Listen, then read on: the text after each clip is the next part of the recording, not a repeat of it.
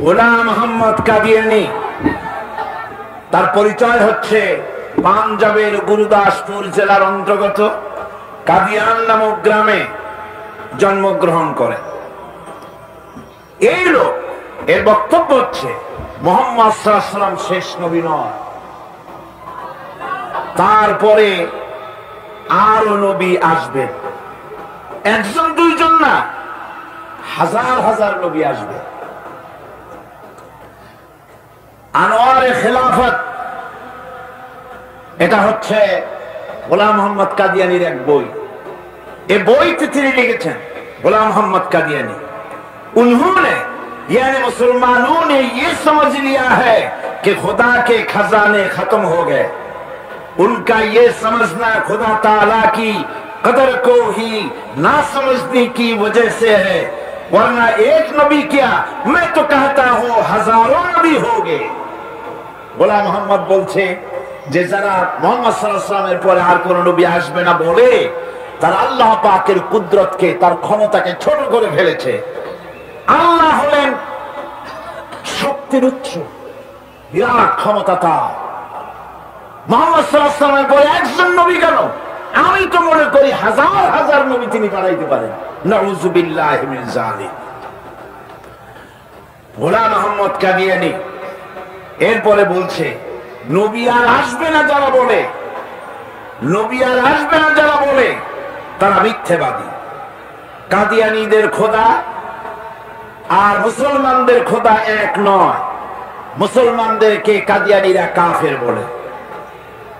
গোলাম মোহাম্মদ কাদিয়ানী তার বইতে লিখেছে, कुल मुसलमान जो हजरत मसीह मौऊद की बायत में शामिल नहीं हुए, खां उन्होंने हजरत मसीह मौऊद का नाम भी नहीं सुना, वो काफिर और दायरा इस्लाम से खारिज हैं। গোলাম মোহাম্মদ কাদিয়ানী কে যারা নবী বলে মানে না, এমনকি তার নামও যারা শুনে নাই, তারা কাফের। নাউযুবিল্লাহি মিন যালিক। এইভাবে করে মুসলমানদের সাথে সম্পর্ক ত্যাগ করার জন্য, মুসলমানদের পেছনে নামাজ পড়া থেকে গোলাম মোহাম্মদ কাদিয়ানীর বক্তব্য হচ্ছে हजरत मसीह मऊद अलैहिस्सलाम ने सख्ती से ताकीद फरमाई है कि किसी अहमदी को गैर अहमदी के पीछे नमाज नहीं पढ़नी चाहिए। बाहर से लोग इसके मुताल्लिक बार बार पूछते हैं, मैं कहता हूं तुम जितनी दफा भी पूछोगे उतनी दफा ही मैं ये जवाब दूंगा कि गैर अहमदी के पीछे नमाज पढ़नी जायज नहीं, जायज नहीं, जायज नहीं। গোলাম মোহাম্মদ কাদিয়ানীর বক্তব্য হচ্ছে যে মুসলমানদের পিছনে নামাজ পড়া জায়েজ নাই। মুসলমানদেরকে তারা কাফের মনে করে। মুসলমানদের আল্লাহ আলাদা, মুসলমানদের কোরআন আলাদা, মুসলমানদের নামাজ আলাদা, সুতরাং তাদের সাথে আমাদের কোনো সম্পর্ক নাই। এভাবে বলে তারা নিজেদেরকে কাফের বলে চিহ্নিত করেছে। গোলাম মোহাম্মদ কাদিয়ানী হচ্ছে কাফের। সে তার বইয়ের ভিতরে লিখেছে যে আমি স্বপ্ন দেখেছি, বারাহিনে আহমদিয়ার ভিতরে লিখেছেন যে আমি স্বপ্নে দেখেছি যে আল্লাহ পাক এক যুবকের সুরত ধরে আমার সামনে হাজির হয়েছে, আর আমি এক যুবতী মহিলার মতো তার সামনে উপস্থিত। তিনি আমাকে স্বপ্নের ভিতরে ব্যবহার করলেন। নাউযুবিল্লাহি মিন যালিক। এবং এর মাধ্যমে আমি গর্ভবতী হলাম এবং আমি ঈসা মসিহে পরিণত হয়ে গেলাম। নাউযুবিল্লাহি মিন যালিক। সুতরাং গোলাম মোহাম্মদ কাদিয়ানী নিঃসন্দেহে কাফের। মুহাম্মদ সাল্লাল্লাহু আলাইহি ওয়াসাল্লামের পরে আর কোন নবী পৃথিবীর বুকে আসবে না। আল্লাহ রাব্বুল আলামিন কোরআনে কারীমের ভিতরে বলেছেন, মা কানা মুহাম্মাদুন আবা আহাদিন মির রিজালিকুম ওয়ালাকিন রাসূলুল্লাহি ওয়া খাতামান নাবিয়্যিন। মুহাম্মদ সাল্লাল্লাহু আলাইহি ওয়াসাল্লাম তিনি তোমাদের কোন পুরুষদের পিতা নন, তিনি তোমাদের কোন পুরুষদের পিতা নন, তিনি হচ্ছেন রাসূল এবং সর্বশেষ রাসূল। তাকে দিয়ে নবুয়তের মিশনকে নবুয়তের মিশনকে তামাম করা হয়েছে। রাসূলের পরে আর কোন নবী এই পৃথিবীতে আসবে না। নবীজি বলেছেন, একটা সুন্দর বিল্ডিং যদি কেউ তৈরি করে, ওই বিল্ডিংটার কোনায় যদি একটা ইট না থাকে, তাহলে যারা দেখতে আসবে দর্শকেরা বলবে এত সুন্দর বিল্ডিংটা, কিন্তু একখানা ইট খালি আছে। এটা তাদের চোখে ধরা পড়বে এবং তারা আশ্চর্য হয়ে বলবে একখানা ইট খালি আছে এখানে। নবীজি বলেছেন, নবুয়তের ইমারতের ভিতরে একখানা ইট খালি ছিল। আল্লাহ রাব্বুল আলামিন আমাকে দিয়ে নবুয়তের মিশনকে পরিপূর্ণ করে দিয়েছেন। আমার পরে আর কোন নবী আসবে না, আমি শেষ নবী। আমার পরে কোন নবী আসবে না, রাসূল আসবে না। আমার পরে কোন উম্মত আসবে না, আমি শেষ নবী আর আমার উম্মত হচ্ছে শেষ উম্মত। এরপরে আর কোন নবীও আসবে না, কোন রাসূলও আসবে না। বন্ধুগণ, গোলাম মোহাম্মদ কাদিয়ানী নবুয়তের দাবি করেছে। আজকে কাদিয়ানীরা তারা আহ্বান জানাচ্ছে চ্যালেঞ্জ করার জন্য যে গোলাম মোহাম্মদ যে নবী নয়, তা আপনারা কেউ পারলে বাহাস করে আমাদেরকে পরাজিত করুন। ইমাম আবু হানিফা রাহমাতুল্লাহ আলাইহি বলেছেন, মুহাম্মদ সাল্লাল্লাহু আলাইহি ওয়াসাল্লামের পরে কেউ যদি নবুয়তের দাবি করে, তাহলে সে নবী কিনা তা প্রমাণ করার জন্য বাহাস করতে যদি কেউ যায়, তার অর্থ দাঁড়াবে বাহাসে সে পরাজিত হলে তাকে নবী বলে মানবে। এই জন্য তার সঙ্গে বাহাসে যাওয়াও কুফরি। দুনিয়ার উলামায়ে কেরাম, মুফতি, মুফাসসির, মুহাদ্দিস এই পৃথিবীতে যত আছেন, তাদের ভেতরে নানান রকমের মত পার্থক্য আছে বিভিন্ন বিষয় নিয়ে, কিন্তু একটা বিষয় গোটা পৃথিবীর সমস্ত মুসলমান ঐক্যবদ্ধ। পৃথিবীর সমস্ত উলামা, মুহাদ্দিসিন, ফুকাহা সব একমত, কোন দ্বিমত নাই, গোলাম মোহাম্মদ কাদিয়ানী কাফের এবং তার অনুসারী আহমদী জামাতের সমস্ত লোক কাফের।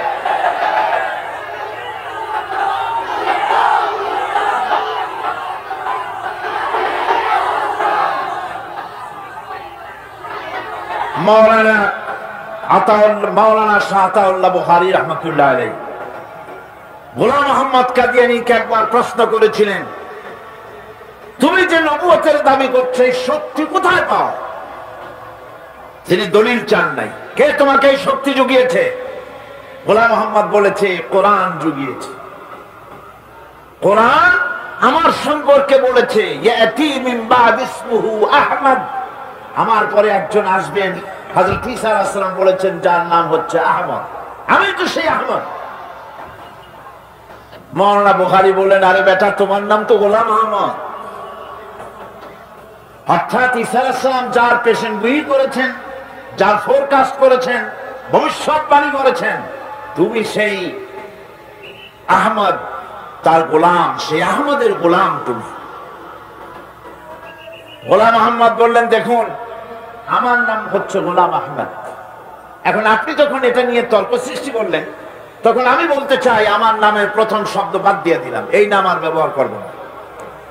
আমার নামের প্রথম শব্দ হচ্ছে গোলাম। গোলাম বাদ দিলে আমি আহমদ হয়ে যাই, তাহলে তার আপনি আপত্তি করতে পারেন না। মাওলানা বুখারী বললেন, যদি তাই হয়, তাহলে নামের প্রথম শব্দ বাদ দেওয়া যদি জায়েজ হয়, তোমার ফতোয়া নিয়ে আমি আমার নামের প্রথম শব্দ বাদ দিলাম। আমার নাম হচ্ছে আতা আল্লাহ, আমার নামের প্রথম শব্দ বাদ দিলে আমি আল্লাহ হয়ে যাই। আর আমি আল্লাহ হয়ে বলছি, তোর মতো গাধাকে আমি নবুয়ত দেই নাই।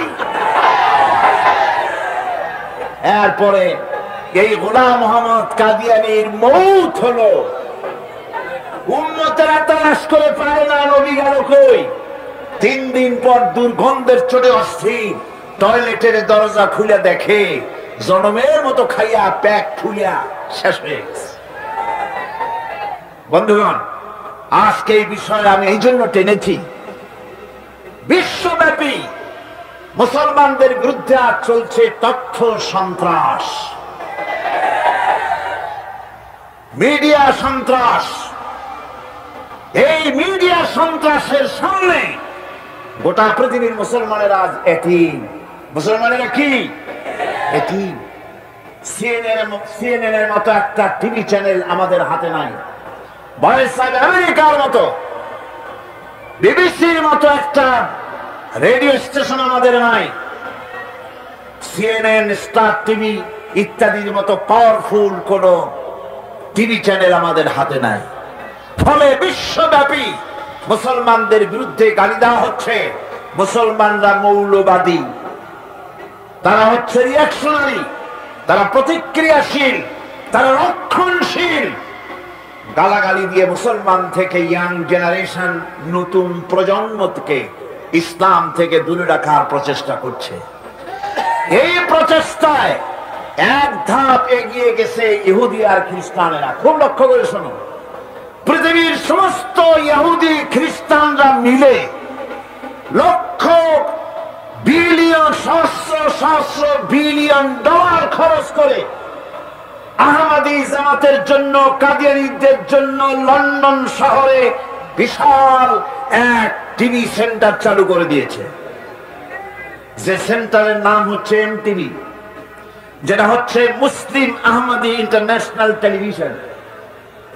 এই টেলিভিশনের মাধ্যমে পৃথিবীর বিভিন্ন ভাষায় দুনিয়ার মুসলমানদেরকে বিভ্রান্ত করার প্রচেষ্টা চালাচ্ছে। বাংলাদেশেও বাংলা ভাষায় 1 ঘন্টা এই টিভি চ্যানেলের মাধ্যমে তারা মানুষকে বিভ্রান্ত করার চেষ্টা করে। তারা খবরে বলেছে গত বছর নাকি 30 লক্ষ মানুষ আহমদী জামাত গ্রহণ করেছে। মিথ্যে কথা। এই সব কথা বলে তারা বিভ্রান্ত করে। আমার মুসলমান ভাইয়েরা, পৃথিবীর 18টি মুসলিম দেশ কাদিয়ানীদেরকে অমুসলিম, নন মুসলিম মাইনরিটি বলে ঘোষণা করেছে। কিন্তু দুর্ভাগ্যজনক ভাবে সত্য, পৃথিবীর 2য় বৃহত্তম মুসলিম দেশ, 12 কোটি তাওহীদি জনতার দেশে আজও এই কাফেরদেরকে মাইনরিটি হিসেবে ঘোষণা করা হয় নাই।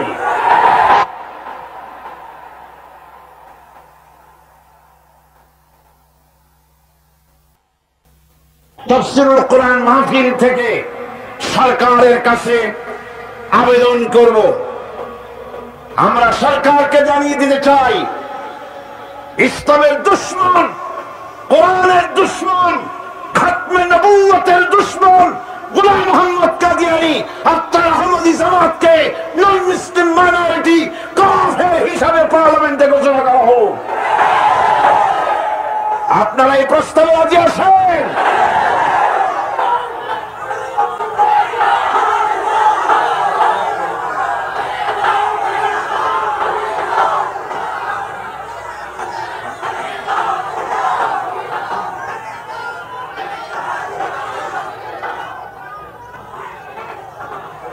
আমাদের ইমানের দুশমন, কোরআনের দুশমন, এরা বিভিন্ন শহরে অফিস তৈরি করে করে মুসলমানদেরকে ধ্বংস করার জন্য, তাদের ইমান ও চরিত্র নষ্ট করার জন্য তারা অপতৎপরতা চালাচ্ছে। এদের সাথে আমরা একথা বলতে চাই না যে তাদেরকে চাকরি দেওয়া না হোক। আমরা যেমন এদের সাথে একটা হিন্দুকে চিনি, একজন খ্রিস্টানকে চিনি, একজন বৌদ্ধকে চিনি, আমরা কাদিয়ানীদেরকেও চিনতে চাই। সরকারের মিলিটারি ডিপার্টমেন্টে, সরকারের সেক্রেটারিয়েটে, পার্লামেন্টে, বঙ্গভবনে, আদালতে, কোর্ট কাছারিতে, কত জায়গায় কতগুলি কাফের আছে, আমরা তাদেরকে চিনতে চাই। তাদেরকে কাফের হিসেবে চিহ্নিত করতে হবেই হবে। আমার বন্ধুগণ, ইমান মজবুত করার জন্য এই কথাগুলি বলার পর আসুন, যে সূরাটি আমরা আলোচনা করতেছিলাম, এটা সেই ইমানের একটা অঙ্গ ছিল, যা আমার বলা প্রয়োজন ছিল বলে আমি আলোচনা করে নিলাম। আসুন আমরা সেই সূরা ওয়াল আসরি ইন্নাল ইনসানা লাফি খুসর ইল্লাল্লাযীনা আমানু ওয়া আমিলুস সালিহাতি ওয়া তাওয়াসাউ বিল হক وتواصوا بالصبر صدق الله العظيم পৃথিবীর সমস্ত মানব মণ্ডলীর জীবন হচ্ছে ক্ষতিগ্রস্ত, ব্যর্থ। 7টা কাজ করলে জীবন হবে সফল। কয়টা কাজ? 7টি কাজ করলে জীবন সফল হবে। সেই 7টি কাজের মধ্যে একটি কাজ হচ্ছে ঈমান, যে ঈমানের কথা আমি গত 2 দিন আপনাদের সামনে আলোচনা করেছি। আজকে দ্বিতীয় বিষয়টি আমলে সালেহ, নেক কাজ সম্পর্কে কিছু কথা আপনাদের সামনে আলোচনা করতে চাই। অবশ্য আলহামদুলিল্লাহ, যে বিষয় আমি আজকে আলোচনা করতে চাই সেই বিষয়ের উপরে আমার ভাইজান আল্লামা হযরত মাওলানা সৈয়দ কামাল উদ্দিন জাফরি মাদ্দাজিল্লাহুল আলী তিনি খুব সুন্দর করে জামে মানে বক্তব্য আপনাদের সামনে রেখেছেন। ঈমানের কোনো দাম নাই যদি আমলে সালেহ না থাকে। ঈমান হচ্ছে এক, এটা মূল্যহীন হয়ে পড়ে যদি আমলে সালেহ না থাকে। ঈমান হচ্ছে এক, এক তো নিশ্চয়ই বোঝেন, একটা অঙ্ক এক, আর আমলে সালেহ হচ্ছে 0, 0। এই একের সামনে একটা শূন্য লাগালেন, ঈমান এনেছেন, একটা নেক কাজ করেছেন, তাহলে কত হয়ে গেল? 10 হলো। আর একটা ভালো কাজ করলেন, কত হইল? আর একটা দিলেন, আর একটা নেক কাজ করলেন, কত হলো? এভাবে করে শূন্য যত বসাবেন, তার মানে ভালো কাজ যত করবেন, আপনার ঈমানের মর্যাদা তত বৃদ্ধিপ্রাপ্ত হতে থাকলো। আর এই নেক কাজগুলি, এই শূন্যগুলি বসাতে হবে একের ডান দিকে। কোন দিকে? ডান দিকে। যদি বাম দিকে বসান, একটা এক লিখে বাম দিকে শূন্য লেখা আরম্ভ করলেন একেবারে ফেনি পর্যন্ত, কোনো দাম আছে? কোনো দাম নাই। এই জন্য বামপন্থীদের কোনো দাম নাই। যারা নিজেদেরকে বামপন্থী বলে পরিচয় দেয়, বামপন্থী আন্দোলন করে, মুসলমানের সন্তান আর পরিচয় দেয় বামপন্থী, এর চাইতে নির্লজ্জ আর হতে পারে বলে আমার জানা নেই। আসহাবুল ইয়ামিন, আসহাবুশ শিমাল, ডানপন্থী আর বামপন্থীর কথা আল্লাহ পাক কোরআনে কারীমের মধ্যে বলেই দিয়েছে। ডানপন্থী হচ্ছে মুমিনেরা, আল্লাহর মুমিন বান্দারা ডানপন্থী, আর তাদের নেতা হচ্ছেন নবীরা। নবীরা এই মুমিন বান্দাদেরকে নিয়ে, ডানপন্থীদেরকে নিয়ে নবীরা আল্লাহর জান্নাতে চলে যাবেন। আর বামপন্থীদের নেতা হচ্ছে শয়তান। বামপন্থীদের নেতা কে? শয়তান। শয়তান এদের নেতৃত্ব দিয়ে কোথায় নিয়ে যাবে? জাহান্নামে নিয়ে যাবে। সুতরাং আপনাকে বসতে হবে, নেক কাজগুলি করতে হবে, যা যেন একের বাম দিকে চলে না যায়। অর্থাৎ যে ব্যাখ্যা ভাইজান দিয়েছেন, যে ব্যাখ্যা হযরত মাওলানা জাফরি সাহেব দিয়েছেন, যে নেক কাজ করতে হবে আল্লাহকে খুশি করার জন্য, কাজটা ভালো হওয়ার জন্য শর্ত 2টা। একটা হচ্ছে কাজটা হতে হবে আল্লাহকে খুশি করার জন্য। কারে খুশি করার জন্য? আল্লাহ পাককে খুশি করার জন্য হতে হবে। আর 2 নম্বরে কাজটা হতে হবে সুন্নতে নববী সাল্লাল্লাহু আলাইহি ওয়াসাল্লাম, রাসূল করিম সাল্লাল্লাহু আলাইহি ওয়াসাল্লামের সুন্নতের উপরে কাজটি হতে হবে। তাহলেই আপনার আমলটা সহি হয়ে গেল। আপনি আমি নিজের আন্দাজ করে কাজটা খুব ভালো হয়েছে মনে করলেই হবে না। নিকৃষ্ট বা অসৎ কাজের পরিণতি সম্পর্কে কোরআন বলছে, قُلْ هَلْ نُنَبِّئُكُمْ بِالْأَخْسَرِينَ أَعْمَالًا الَّذِينَ ضَلَّ سَعْيُهُمْ فِي الْحَيَاةِ الدُّنْيَا وَهُمْ يَحْسَبُونَ أَنَّهُمْ يُحْسِنُونَ صُنْعًا। আমি কি তোমাদেরকে বলবো না যে কোন আমল তোমাদেরকে ক্ষতিগ্রস্ত করবে? সেটা হচ্ছে সেই আমল যারা দুনিয়ার জীবনে দুনিয়ায় উন্নতি করার জন্য কাজ করে, তাদের সমস্ত জদ্দোজাহাদ, তাদের চেষ্টা প্রচেষ্টা দুনিয়ায় টিকে থাকার জন্য তারা করে থাকে। যে কাজগুলি আল্লাহ পাকের খুশনুদি হাসিলের জন্য, আল্লাহ পাককে খুশি করার জন্য করা হয় না, সেই কাজগুলি মানুষের সমস্ত প্রচেষ্টাকে, তার চেষ্টাকে, তার সমস্ত আমলগুলিকে বিনষ্ট করে দেবে। এগুলি কিয়ামতের দিন কোনো ফায়দা হবে না। আল্লাহ রাব্বুল আলামিন কোরআনে কারীমের মধ্যে বলছেন, উলাইকাল্লাযীনা কাফারু বিআয়াতি রাব্বিহিম ওয়া লিকাইহি ফাহাবিতাত আ'মালুহুম ফালা নুকিমু লাহুম ইয়াওমাল কিয়ামাতি ওয়াজনা। যারা নাকি আমার মহাসত্যকে অস্বীকার করেছে, আমার আয়াতকে অস্বীকার করেছে এবং আমার সঙ্গে দেখা করতে হবে এই বিষয় যারা অস্বীকার করেছে, তাদের কোন জিনিস, তাদের আমলের প্রতি আমি কিয়ামতের দিন কোনো ভ্রুক্ষেপ করব না, এগুলির কোন মূল্য আমার কাছে হবে না। নেক কাজ করলে পরে সেই নেক কাজের জাযা আল্লাহ রাব্বুল আলামিন দিবেন, যদি তার পেছনে উদ্দেশ্য থাকে আল্লাহকে খুশি করা। এই শীতকাল যখন আসে তো মানুষের অন্ধদের চোখ ভালো করার জন্য বিভিন্ন জায়গায় অন্ধ শিবির করা হয়।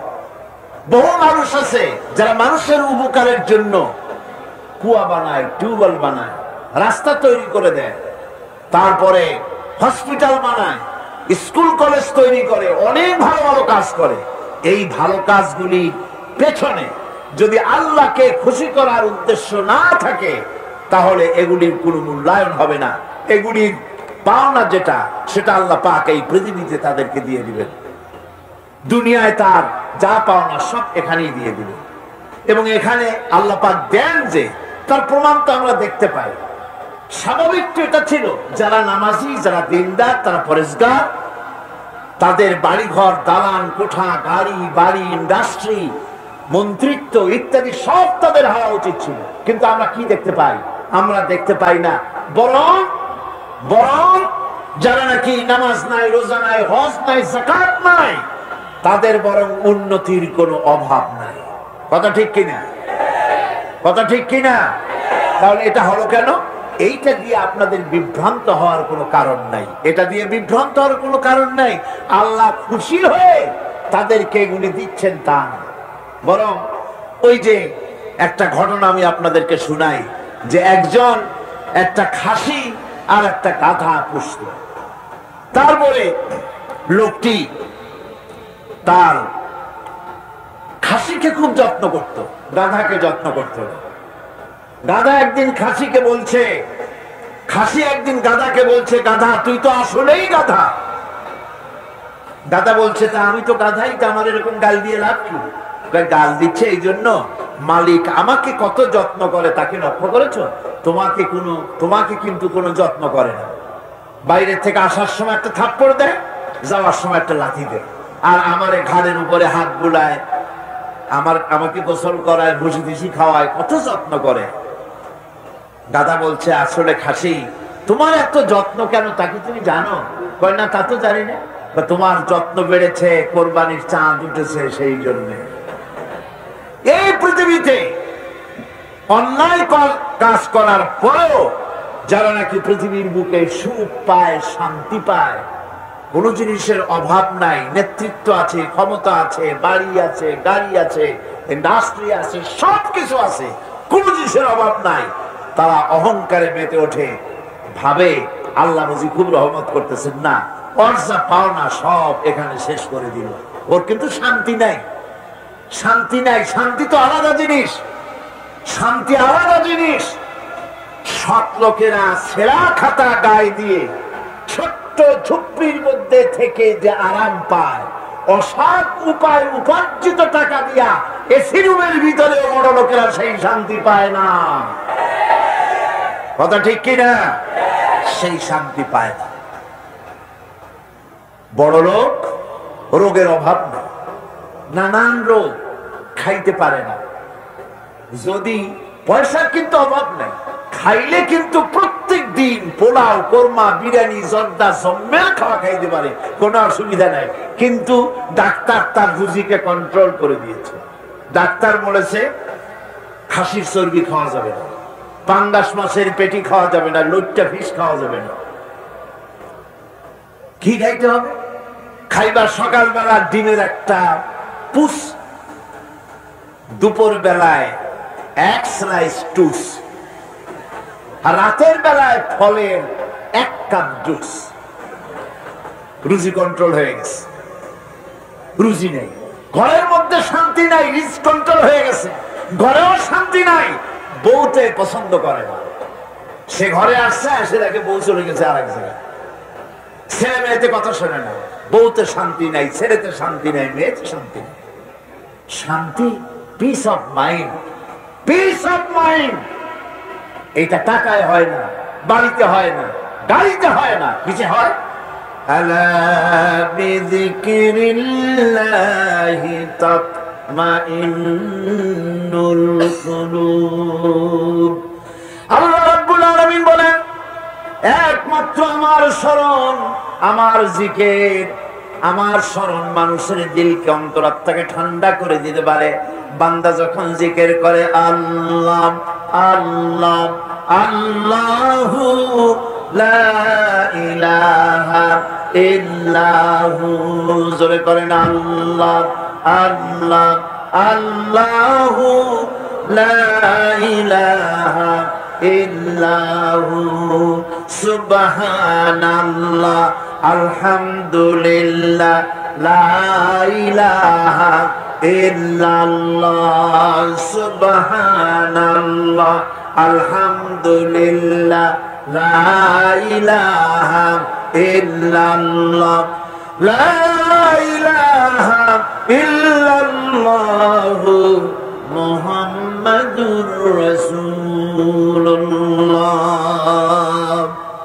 কি বলেন, এই জিকিরে মজা লাগলো না খারাপ লাগলো? খারাপ লাগলো না মজা লাগলো?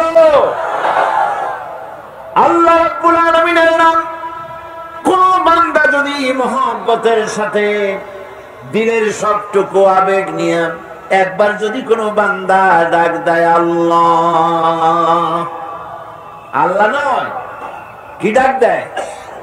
আল্লাহ। বলেন আল্লাহ। একবার যদি দিল থেকে উচ্চারণ করে, दिल से जुबात निकलती है, असर रखती है। दिल से जुबात निकलती है, असर रखती है, पर नहीं मगर ताकते परवाज रखती है। दिल থেকে যে কথা বের হয় সে কথা প্রভাব বিস্তার করে, ডানা নাই কিন্তু উঠতে পারে। যখন আল্লাহর গোলামেরা, আল্লাহর বান্দারা দুঃখে পড়ে, কষ্টে পড়ে, মুখ থেকে একবার যদি আল্লাহ এই শব্দ বলে যদি চিৎকার মারে, রব্বুল আলামিন 70 বার সাড়া দিয়ে বলেন, বান্দা কি চাও আমি হাজির। শান্তি বাড়িতে নয়, গাড়িতে নয়, ইন্ডাস্ট্রিতে নয়, মন্ত্রিত্বে নয়, শান্তি নাই। অসংখ্য পুলিশের পাহারায় থাকা লাগে সব সময়, শান্তি নাই। কে কোন জায়গায় দিয়ে ফুটুস করে দেয়, ভরসটি অস্ত্র। বন্ধুগণ, গরিব মানুষ, টাকা নাই, পয়সা নাই, সারাদিন ঠেলা গাড়ি চালাইছে, সারাদিন রিক্সা বেশ, সারাদিন কাজ করে ঘর মত করে বলে, ঘরের মধ্যে ঢুকেছে ভুসি দিয়া, মিহিন আটার ভুসি, সেই ভুসি দিয়ে রুটি বানানো হয়েছে।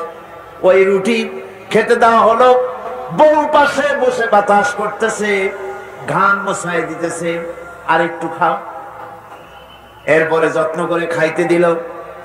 গরিব মানুষ খাইয়া খুইয়া শুয়ে গেছে, ঘরের মধ্যে এসি নাই, গদি নাই, ঘরের ভিতরে তো সুখ নাই, লাভ নাই, চট বিছায় দিয়েছে, বালিশটা এত শক্ত মনে হয় যেন ইটের উপরে কভার লাগানো।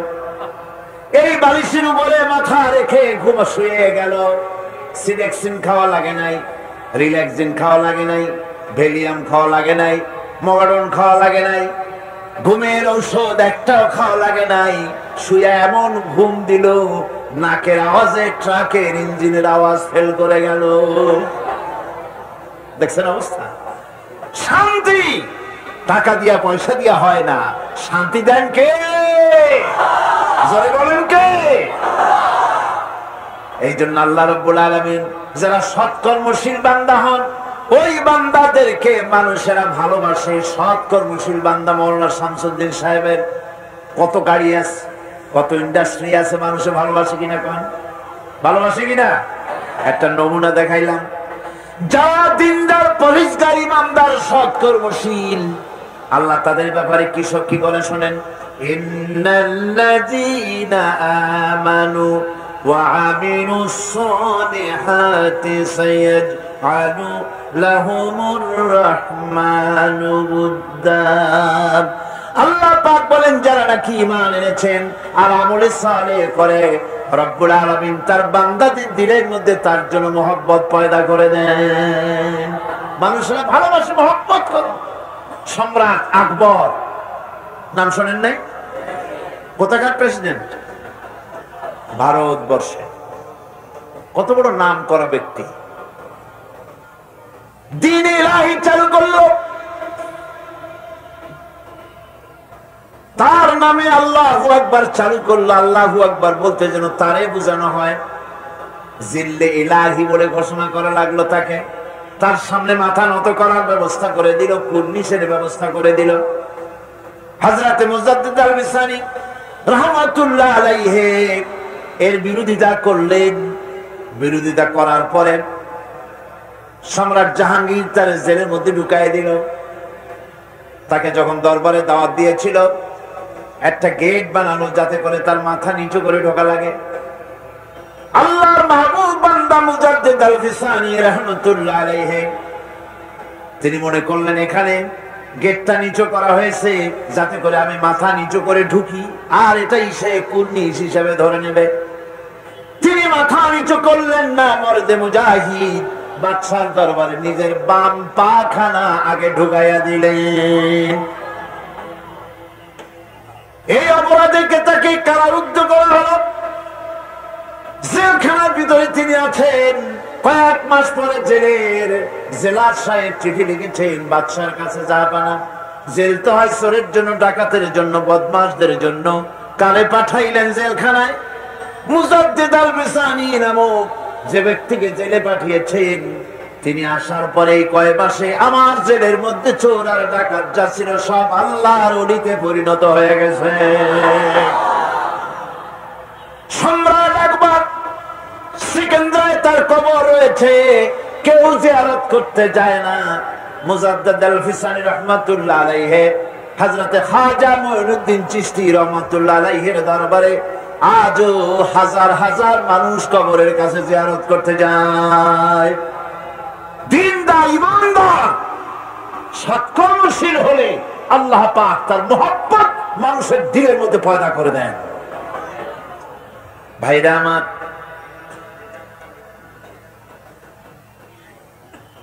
এই পৃথিবীর বুকে ভালো কাজ যারা করে তাদের জন্য ফুল বিছায় কেউ দেয় না।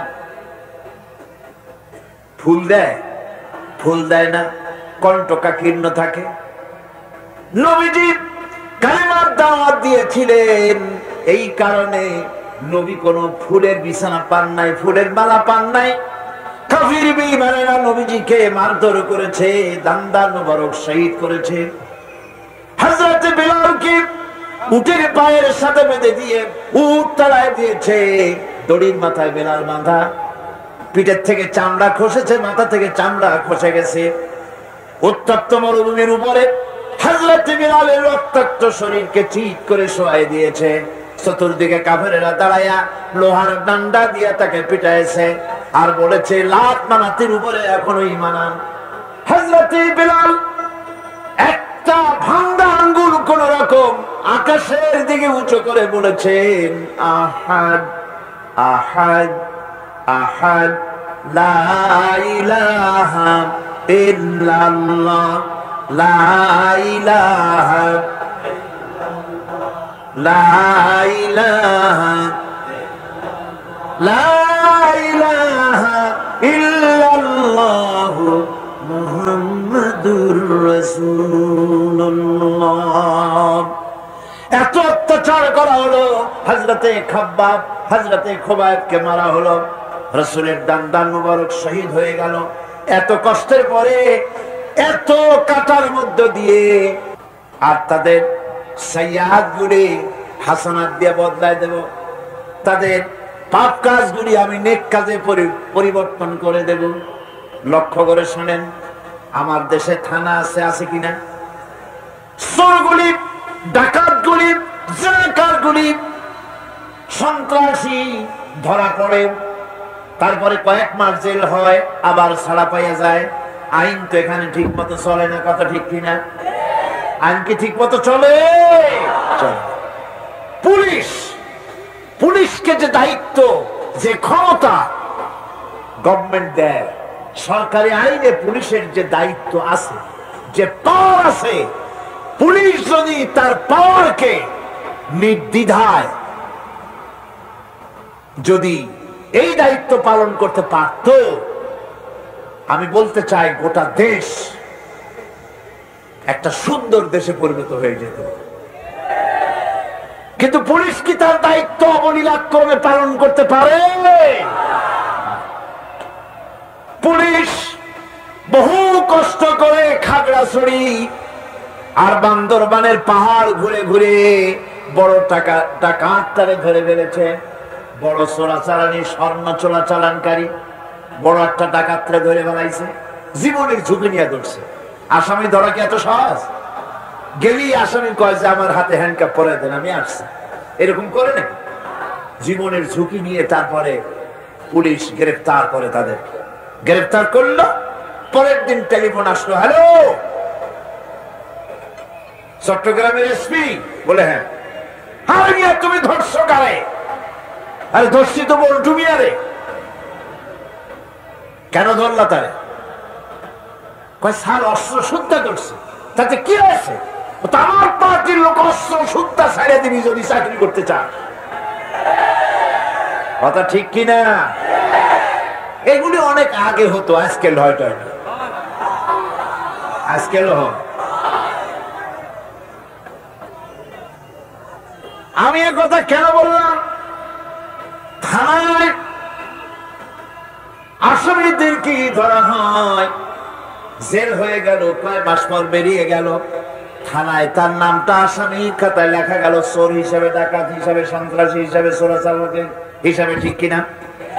আবার ধরা পড়লো, আবার নাম উঠলো, আবার ধরা পড়লো, আবার নাম উঠলো, জেল থেকে মুক্ত হলো, নাম ঠিকই থাকলো খাতায়। কিন্তু কোন বান্দা যদি গুনাহ করে, আল্লাহর বান্দার জন্য যে খাতা আছে, ফেরেশতারা যেটা লেখে, ওইখানে গুনার খাতায় তার নাম উঠে গেল। রব্বুল আলামিন বলেন, আমার বান্দা যদি গুনাহ করার পর বুঝতে পেরে যখন তওবা করে, তখন শুধু গুনাহ মাফ করি না, গুনার খাতা থেকে নামটাও আমি মুছে ফেলে দেই। এ হচ্ছেন সে আল্লাহ। এবং আমি তার সাইয়্যাতগুলি হাসানাত দিয়ে বদলায় দেই, তাকে উত্তম ভাবে আমি পুরস্কৃত করি। শুধু তাই নয়, শয়তানের ওয়াসওয়াসায় পড়ে বান্দা যখন একটা গুনাহ করে, আল্লাহ বলে দিয়েছেন একটা গুনাহ লিখবি। আদম আলাইহিস সালামকে আল্লাহ পাক যখন দুনিয়ায় পাঠিয়ে দিলেন, হযরত হাওয়া যখন দুনিয়া আসলেন, আর শয়তানের বুজুর্গি সব শেষ হয়ে গেল।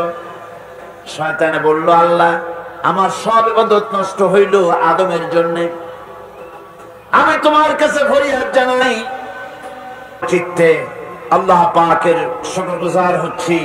আমরা সকলে পড়ছি আলহামদুলিল্লাহ, মহব্বতের সাথে জোরে সরে একযোগে সকলে পড়েন আলহামদুলিল্লাহ, রব্বানা লাকাল হামদ হামদান কাসীরান তাইয়িবান মুবারাকান ফীহি। বন্ধুগণ, কোরআনে কারীমের মাহফিলে আসতে পারা এক দারুণ সৌভাগ্যের ব্যাপার। কত বড় খুশকিসমতি চট্টগ্রামবাসী যে চট্টগ্রাম ধন্য। আজকে 1-2 বছর করে করে চট্টগ্রাম তাফসীরুল কোরআন মাহফিল এবছরে 20 বছরে পদার্পণ করলো। সুবহানাল্লাহ। এবং দেশ বিদেশ থেকে বড় বড় ওস্তাজুল উলামা, শেখুল হাদিস, মুফাসসির কোরআন, বড় বড় ইসলামী চিন্তাবিদগণের ধারা কাদার মালফুজাত আপনাদের সামনে পেশ করা হয়েছে। আপনারা তা থেকে ধন্য হয়েছেন, আলহামদুলিল্লাহ। এই মাহফিলে আসতে পারাটাই সৌভাগ্য, সকলের কিসমতে হয় না। ওই যে আমি একটা দৃষ্টান্ত আপনাদেরকে শোনায় থাকি যে একজন সাহেব কোথাও যাচ্ছিলেন, তার ড্রাইভার কিছুদিন কে বলছে, সাহাব मस्जिद में जमात खड़ी हुई है, इजाजत दीजिए मैं जरा नमाज पढ़ के आऊं। মসজিদে তো নামাজ শুরু হয়ে গেছে, একটু অনুমতি দিন আমি একটু মসজিদে গিয়ে নামাজ পড়ে আসি। সাহেব তো ছিল গানের ভক্ত, সঙ্গীত পিপাসু। সাহেব খুব বিরক্ত হলো, আমি যাব গান শুনতে, আরে বেচারা একটা নামাজের ফেকলা জুটিয়ে দিল। সে তখন তাচ্ছিল্য ভরে বলল, আরে যা যা, যারা জলদি সে আনা, যাবি ঠিক কিন্তু তাড়াতাড়ি আসবি।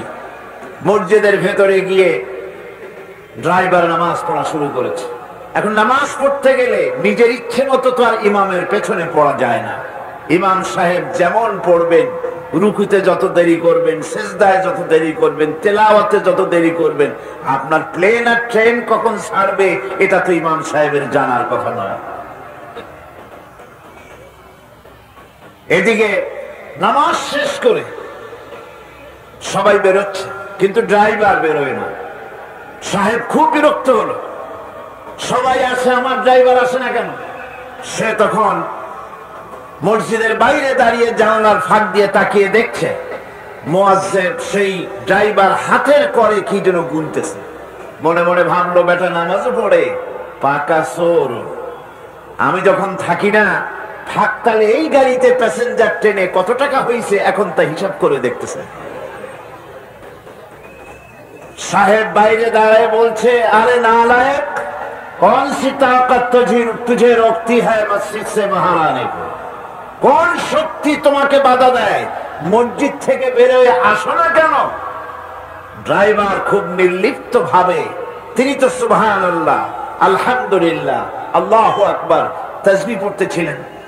সাহেবের কণ্ঠস্বর যখন তিনি শুনলেন যে বেরো না কেন, কে ঠেকায়, তিনি তখন ড্রাইভার তখন খুব নির্ভীক ভাবে জবাব দিলেন, সাহাব जिस ताकत आपको मस्जिद में आने नहीं देता वही ताकत मुझे मस्जिद से बाहर नहीं जाने देता। যে শক্তি তোমাকে মসজিদে ঢুকতে দেয় না সেই একই শক্তি আমাকে মসজিদ থেকে বেরোতে দেয় না।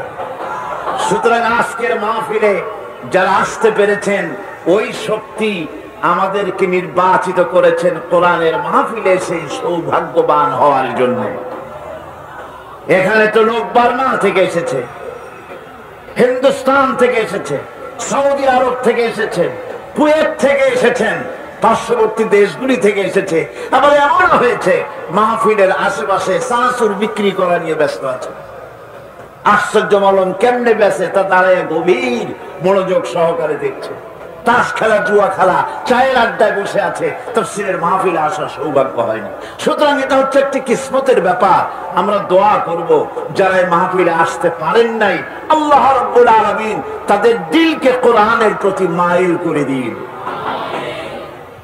আমি আপনাদের সামনে গত 3 দিন ধরে সূরা ওয়াল আসর, ছোট্ট একটি সূরা, যা আমি প্রথম দিনে বলেছিলাম সূরাটি ছোট্ট, কিন্তু মনে হয় যেন গোটা বিশ্বের সমস্ত সমুদ্র আর মহাসমুদ্র আল্লাহ রাব্বুল আলামিন একটা ঝিনুকের ভেতরে প্রবেশ করে দিয়েছেন।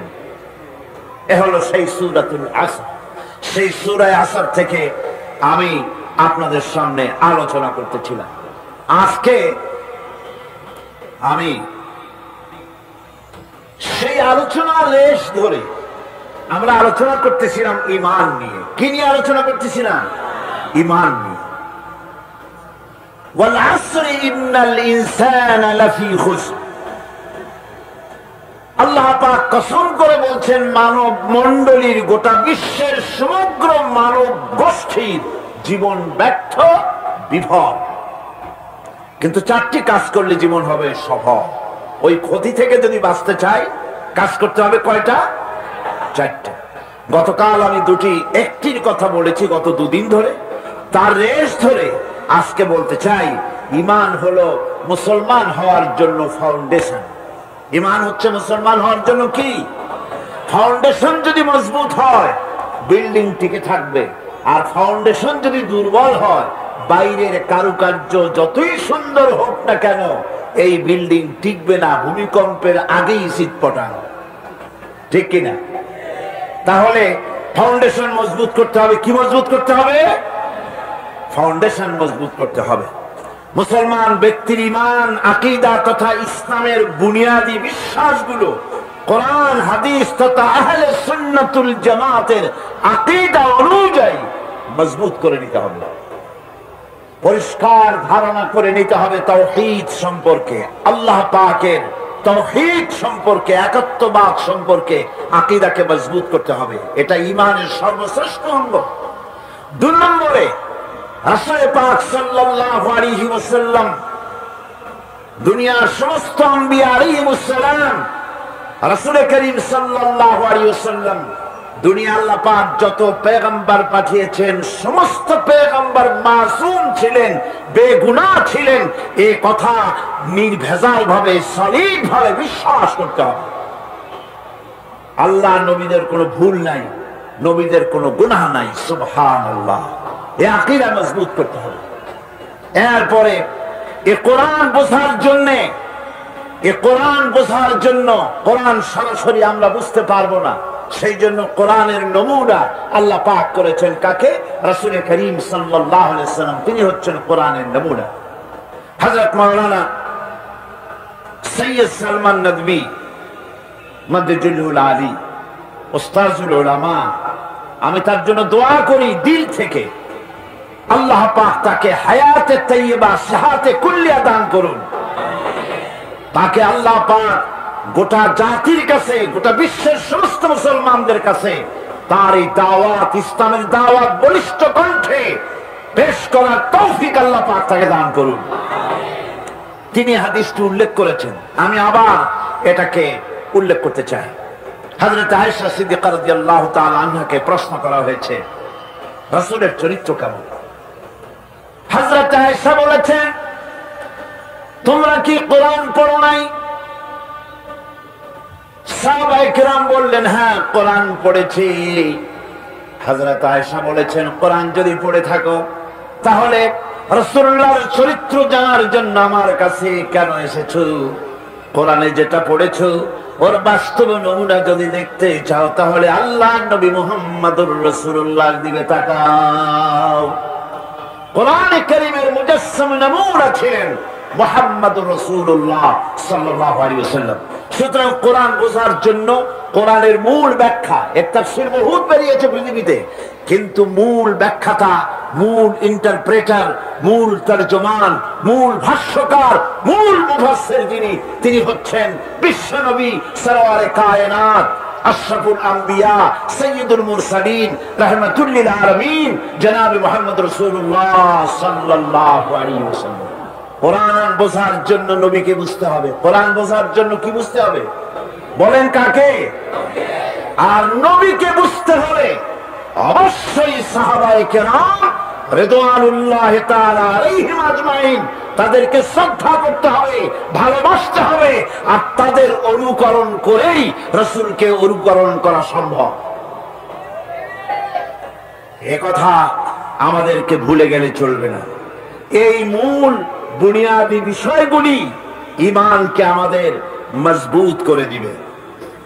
এখন আমি আপনাদের সামনে বলতে চাই, মুসলমানদের এই আকীদা বিনষ্ট করার জন্য হাজার ষড়যন্ত্র চলছে বিশ্বব্যাপী। কথা কি ঠিক না বেঠিক? মুসলমানদের আকীদা যাতে নষ্ট হয় সেজন্য চেষ্টা চলছে, মারাত্মকভাবে চেষ্টা চলছে। আর ইহুদি খ্রিস্টানেরা তারা যখন ইসলামকে আঘাত করতে চায়, মুসলমানদের ঈমান আকীদাকে নষ্ট করতে চায়, তখন নিজেরা করে না, ইহুদির নামে খ্রিস্টানের নামে করে না, কোন এক মুসলমান নামধারী কুলাঙ্গারকে দিয়েই সেই কামটি সমাধা করে। শুধু তাই নাই, এবার খাতমে নবুয়ত মুসলমানদের শ্রেষ্ঠ আকীদা, মুহাম্মদ সাল্লাল্লাহু আলাইহি ওয়াসাল্লামের পরে আর কোন নবী এই খাতমে নবুয়তের আকীদার উপরে আঘাত করার জন্য ইহুদিরা নিজেরা এগিয়ে আসে নাই, খ্রিস্টান এগিয়ে আসে নাই, মুসলমান নামধারী এক কুলাঙ্গার, বিশ্বের এক শ্রেষ্ঠ কাফের গোলাম মোহাম্মদ কাদিয়ানীকে তারা পেশ করেছে।